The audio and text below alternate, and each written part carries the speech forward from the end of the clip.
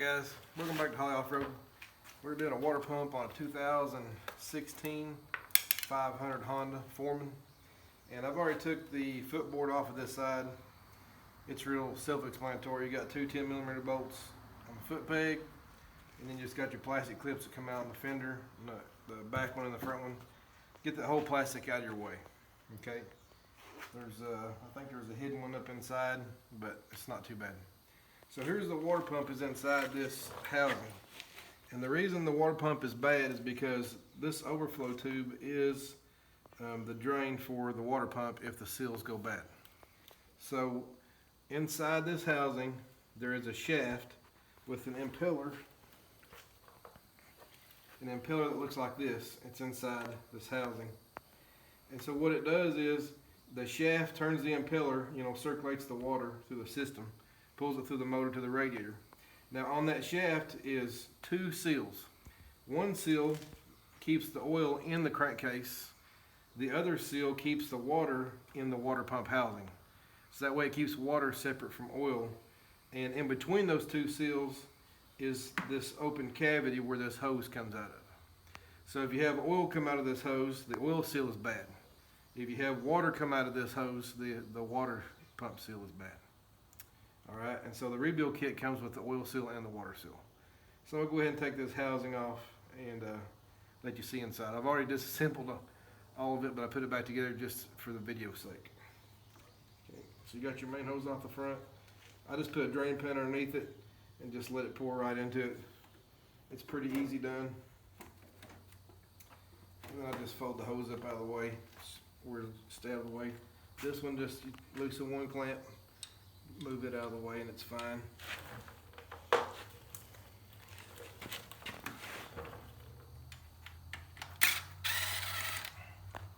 I put two bolts in it just to hold the cover on it. This is the first water pump I've rebuilt, and so I had to learn something the hard way. I did not buy a new impeller, I bought a rebuild kit. You should always buy a new impeller when you get a rebuild kit, because underneath this housing is where the impeller housing is.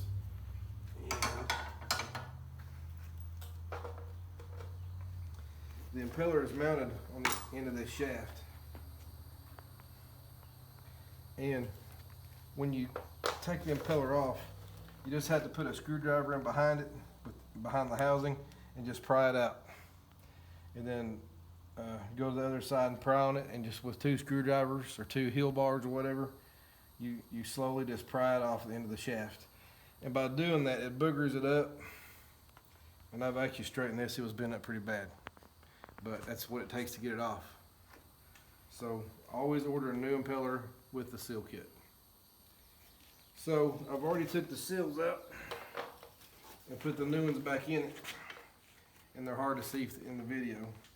But this is what the new seal, the water pump seal, looks like inside of it. And this is the shaft that it all mounts to.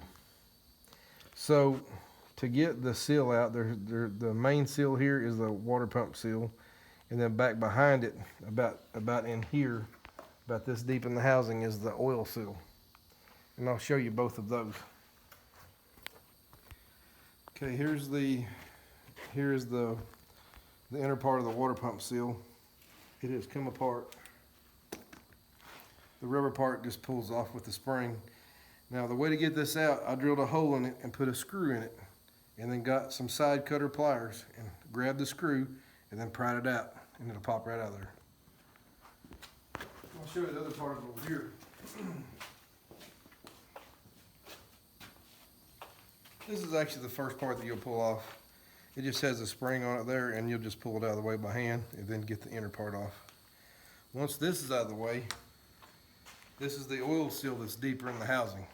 As you can see, the oil seal looks terrible. It's like it's had rust build up inside of it. So what I've done with that is I drilled a hole in the seal way down in that housing and just put a screw in it, and then I grabbed the screw with my pliers and popped it out. The best ones to use are side cutters like this, because they have an angled head and you can get a lot of leverage. Just grab the head of the screw like that and then pry it out, and it'll pop straight out. But when you're drilling that hole, be very gentle so that way when the drill bit goes through it, don't just keep drilling on through the motor. Just let it break through the seal. That's a real thin piece of metal.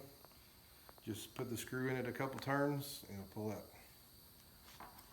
Alright, so now on the impeller, this is the new one from Honda. And the rebuild kit I got was aftermarket kit, and I think the next time I do this, I'll just buy all the parts from Honda, since I had to get the impeller from them anyway.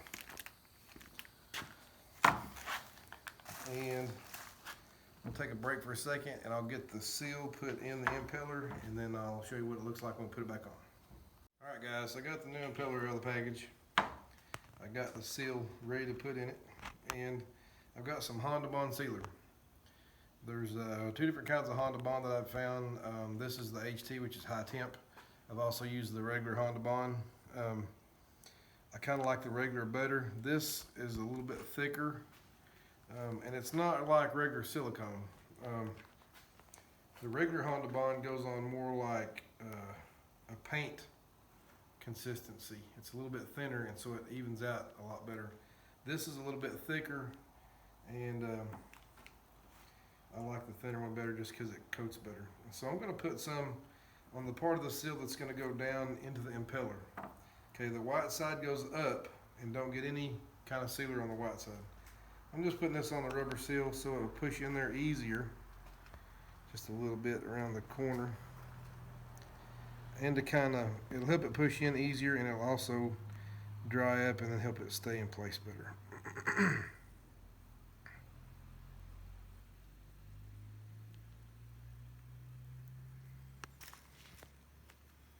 Just a little bit, and then we'll clean off the surface of it when we're done.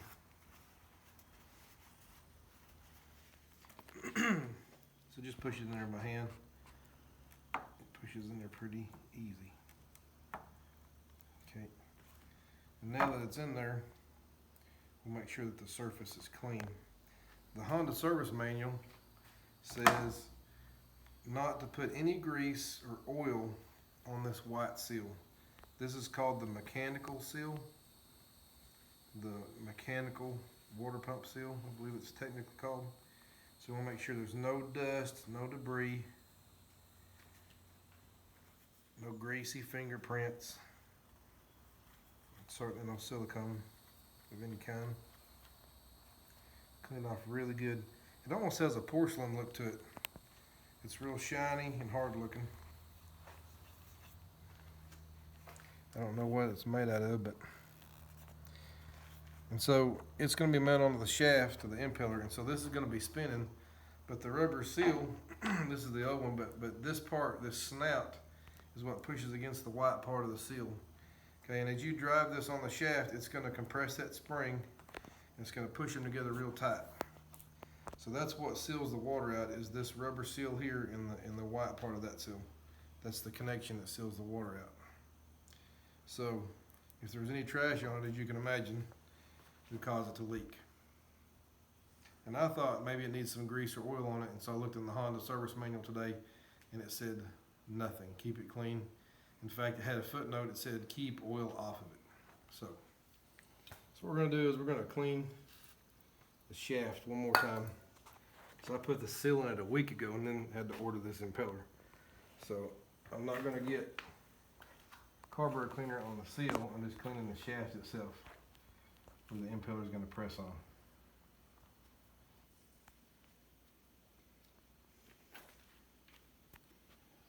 And then with a clean part of the rag, I'm going to make sure that the seal itself is clean as well. Because again, we don't want any oil on the seal. We don't want any grease on the seal.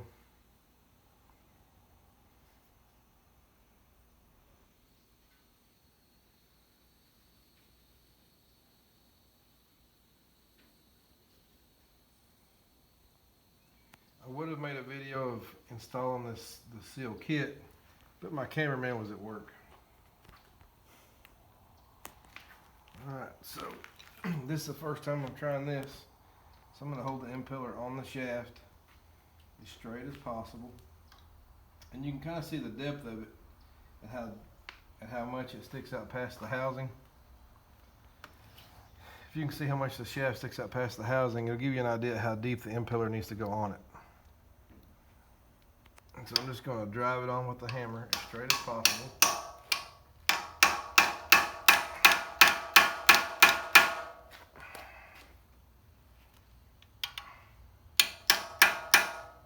If it will, and I may have to get a socket.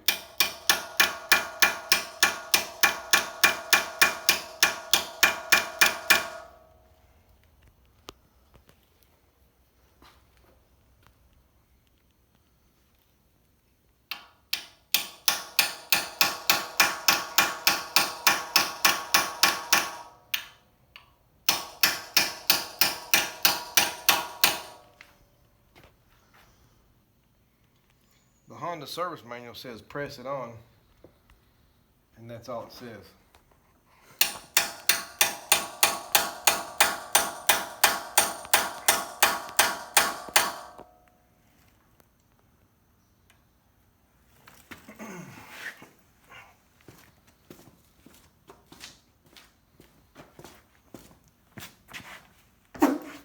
Excuse me.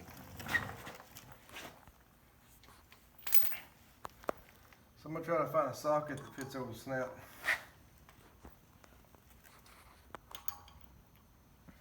5/8 seems to fit pretty good.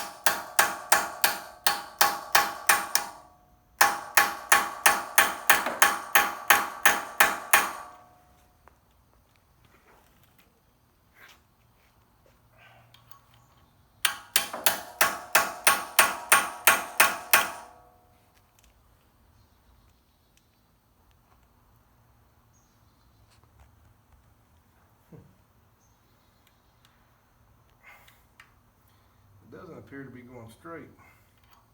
It looks like it's trying to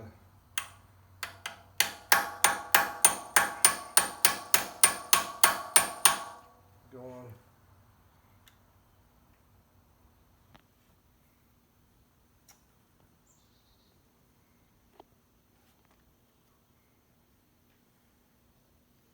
Hey guys, so I kept having trouble trying to drive the impeller on there with the hammer.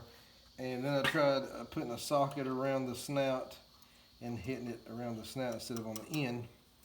And I hit it what I thought would be hard enough to drive it on, but it still had spring in it. And when you put the cover on it, the cover wouldn't seat all the way. It was still, the impellers were still riding on the aluminum, which that's a no-no. I mean, that will not work. So what I did is, because the spring was causing it to have, when you would hit it, it would kind of spring in, and it still has a little bit to it right there. And so what I've done is I held it in tight with one hand so the spring would be collapsed completely, and then I hit it real hard on the snout about 2 times, and it drove it on the shaft. Because that spring was causing it to collapse and absorb the hammer shock, and so it wasn't letting it drive it on. So by holding it tight down with one hand and then hitting it a couple times. Now, I will give a disclaimer right here. That shaft is mounted inside this aluminum case, and it's ran off the timing set, I believe, internally. It's been a long time since I've been inside of a case of one of these, but anyway. So that shaft is mounted in aluminum housing, and if you drive on that too hard, it's possible that it could crack something inside the case. Okay, that's possible.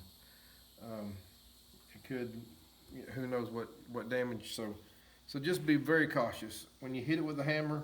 Make sure that you're not off, up or down or sideways. Make sure that your blows are straight in line with it, not at an angle, but straight in line, and hard enough to drive it in, but not crazy.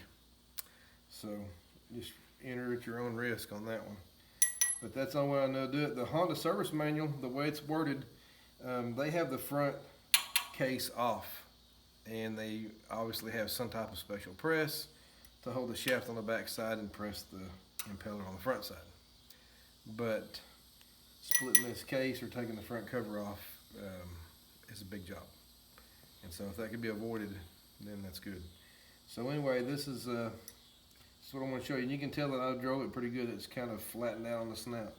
But it is on there, and I'm about to crank the motor over very quickly just to make sure that it spins straight and doesn't wobble.